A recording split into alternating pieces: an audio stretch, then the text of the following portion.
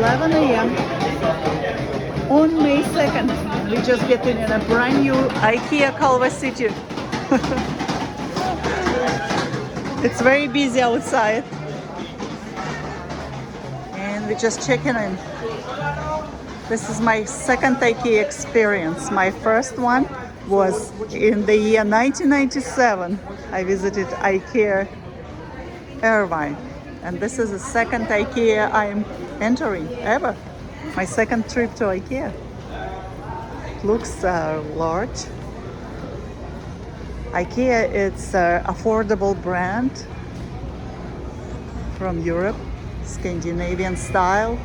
Very simple. It's not a real wood, but very affordable.